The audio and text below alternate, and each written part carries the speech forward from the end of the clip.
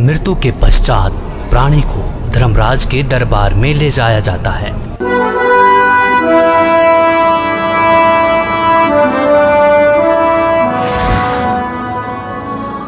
पृथ्वीलोक पर प्राणी जैसा भी कर्म करता है उसका विवरण हर रोज धर्मराज के बही में ऑटोमेटिकली फैक्स हो जाता है।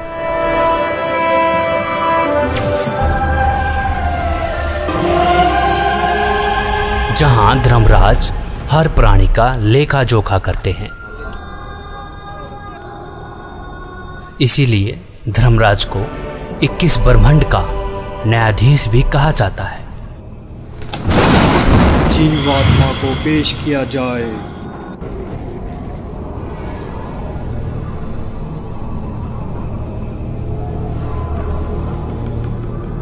इसने प्राय स्त्री के साथ दुष्कर्म और हत्या का पाप किया है, इसे नरक में डाला जाए।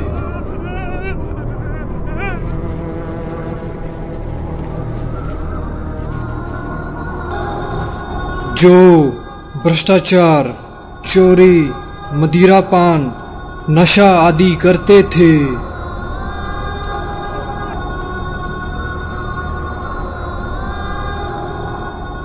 पर स्त्री के साथ दुष्कर्म,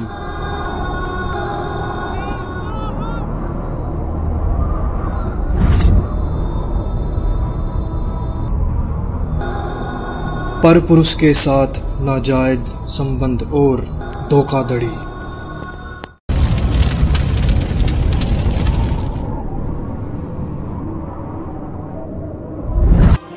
दो नंबर का काम करके कमजोर और असहाय लोगों का शोषण करना और मनुष्य के जीवन के साथ खिलवाड़ करना।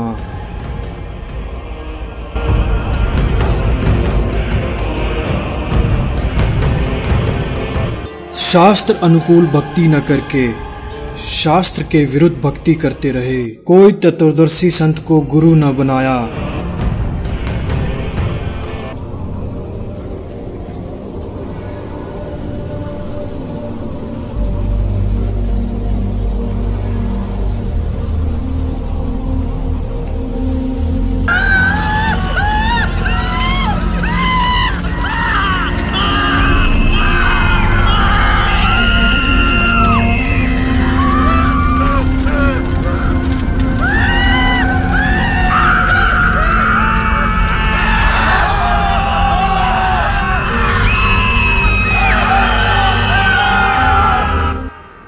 परमात्मा ने कष्ट देखा और उसको आना पड़ेगा, शास्त्रों को खोलना पड़ेगा और इतिहास को फिर दोहराना पड़ेगा जो 600 साल पहले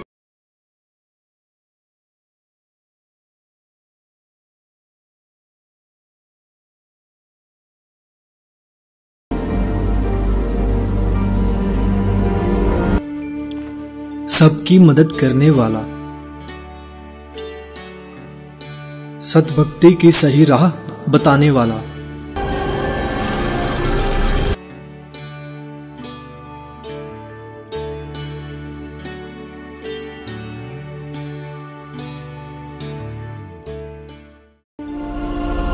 बहुत सारी आत्माएं तत्व ज्ञान को जानकर सतलोक चली जाएंगी। तेरे कोटी में झांकी सुरता तो हे पति बुलावे है, इस मोह ममता के जाल में तने काल फसावे है। अपने पति को भूल बावड़ी बैठी आराम संगर के, काम क्रोध मोह लोभ मस्करे ये जारा के। अपने पति को भूल बावड़ी बैठी आराम संगर के, काम क्रोध मोह लोभ मस्करे ये जारा ते डर के। माता पिता संतान संपत्ति में तू तो उलझ गई घर के, मिलना चाहे पति अपने ते बांधे कफन सिर के। उस पूर्ण परमात्मा की भक्ति करने के पश्चात यह आत्मा उस जगह चली जाएगी जहाँ की हर वस्तु कभी खराब नहीं हो सकती और वहाँ पर हमेशा कभी बुढ़ापा कभी नहीं आता, हमेशा युवा शरीर रहता है।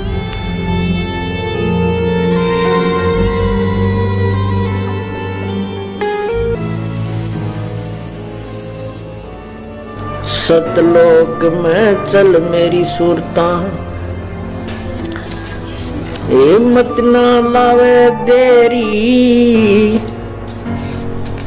सच कहूं ना झूठ रती बरी, बात मान ले मेरी। सतलोक में चल मेरी सुरता,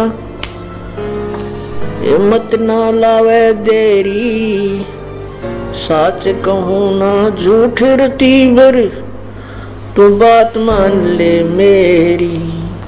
कहते मन मान सरोवर नाण रे, जल के जंतु रे जल माही, आठों बखत बिहान रे, आठों बखत बिहान रे। मन मान सरोवर नाण रे, जल के जंतु रे जल माही, आठों बखत बिहान रे। कि भाई मन नुक है मान सरोवर नहाया करे। ऊपर जो सरोवर है सतलोक की तरफ चलते हैं ना, इस मृत मंडल में भी 21 ब्रह्मांड के अंदर भी मान सरोवर है, इनसे ऊपर सतलोक में भी मान सरोवर है। कहते हैं मन मान सरोवर नाण रे, जल के जंतु रे जल माही, आठों सतलोक जहाँ पे सतपुरुष साकार रूप में है, जो कि इस समय संत रामपाल जी महाराज के रूप में धरती पर अवतार लेके आ चुके हैं, जो कि हमें शास्त्रों के अनुसार भक्ति खोल के बता रहे हैं, शास्त्रों में उंगली रख के बता रहे हैं। जब ये शरीर छोड़कर जाता है तो परमात्मा के दरबार में जब इससे अकाउंट लिया जाता है तो ये क्या कहता है, भगवान मेरे को पता नहीं लगा, मुझे ज्ञान नहीं हुआ कि मुझे क्या करना चाहिए था, भक्ति करनी चाहिए थी या नहीं थी। तो परमात्मा उलाहने में नहीं रहते, परमात्मा ये भी कसर नहीं छोड़ते। प्रत्येक गांव में, प्रत्येक नगर में, पूरी पृथ्वी पर कोई भी प्राणी ऐसा नहीं जो इस बात से अपरिचित हो भगवान की भक्ति करनी चाहिए, परमात्मा ने याद करो। यानी किसी ना किसी के मुख से उसने अवश्य कहा है भगवान की भक्ति करनी चाहिए, परमात्मा ने याद करवाई। कोई गलती करता है, पाप कर रहा है, भाई भगवान से डर, मालिक ने याद करे। यानी इस तरह की प्रेरणा प्रत्येक प्राणी तक मालिक ने पहुंचा रखी होती है। फिर दूसरा ये होता है, जैसे आप जी गए हुए हो, आप प्रत्येक भाई को, बहन को, मित्र को, सहेली को, कोई रिलेटिव है, संबंधी, उनसे अवश्य ये चर्चा करते हो कि भगवान की भक्ति करो और भक्ति का मार्ग ये है, वो भक्ति का साधना ठीक नहीं है। तो भले ही वो नहीं मान रहे हैं तो उनका दुर्भाग्य है। जब वो सच्चे दरबार में जाकर खड़े होंगे उनका कोई पुण्य उनके साथ होगा नहीं, क्योंकि भक्ति शास्त्र विरुद्ध है। गीता जी अध्याय नंबर 16 के श्लोक नंबर 23 में कहा कि अर्जुन, शास्त्र विधि को त्याग कर जो मनमाना आचरण करते हैं, मनमाने आचरण का अर्थ है जो अपनी मर्जी से लोक वेद के आधार पर, सुनी सुनाई कथाओं के आधार पर, ज्ञान के आधार से पूजाएं करते हैं, वो मनमाना आचरण कहलाता है, जो वेदों और गीता में वर्णित नहीं है। जो शास्त्र विधि को त्याग कर मनमाना आचरण करते हैं उनकी ना तो कोई सिद्धि होती है, ना उनकी गति होती है, ना कोई सुख होता है, यूजलेस। तो जो साधना आप कर रहे थे वो तो उनके पास साथ भक्ति धन हुआ नहीं और पापों की गठड़ी बंध गई पूरी। पाप बहुत इकट्ठे कर लिए, क्योंकि पाप तो दिन में बिना गिनती के होते हैं और पुण्य करने के लिए विशेष व्यवस्था करनी पड़ती है, गुरु बनाना पड़े। फिर जैसे गुरु जी बताओ वैसे साधना, पूर्ण गुरु, नकली गुरुओं से पूजा नहीं, ना उनकी कोई द्वारा बताएगी साधना से लाभ होने वाला। तो ऐसे पूरा गुरु मिले, फिर आप सच्ची लगन से, सच्चे तरीके से लगे, तब पुण्य बने। तो पुण्य तक कोई उनका बना नहीं, पाप की गठड़ी बंद गई। फिर वहां जा खड़ा हुआ धर्मराज के दरबार में। अब वहां ये एक बहाना बनाता है कि भगवान मुझे किसी ने बताया कोई नहीं, भक्ति कर ले, तब इसका फिल्म चलाता है परमात्मा। ये सब आप जो भी बातें जिसके साथ कर रहे हो, वैसे कोई गुप्त का गलती कर रहा है तो वो भी फिल्म बनकर भगवान के दरबार में पहुंच जाती है और एक आपके अंतःकरण में, आपके कंप्यूटर में ऑटोमेटिकली फीड हो जाती है। तो जब ये वहाँ खड़ा होकर ये झूठ बोलता है, बहाना बनाता है, तो परमात्मा इसके कंप्यूटर से जो वहाँ भगवान के दरबार में इसके नंबर का है ऑन कर देता है कि ले देख, ये भक्त तुझे क्या कह रहा है, ये बहन तुझे क्या कह रही है कि भक्ति कर ले, तू क्या कह रहा है, फिर देखेंगे किसने देखा है। ईब के भक्ति करने का टाइम से बुढ़ा होकर भक्ति करूंगा, और भक्ति तने करी नहीं, बकवाद करता रहा। फिर ये कैसे कह रहा है कि मेरे को किसी ने बताया नहीं, फिर ये यूं कर ले है नीची गर्दन।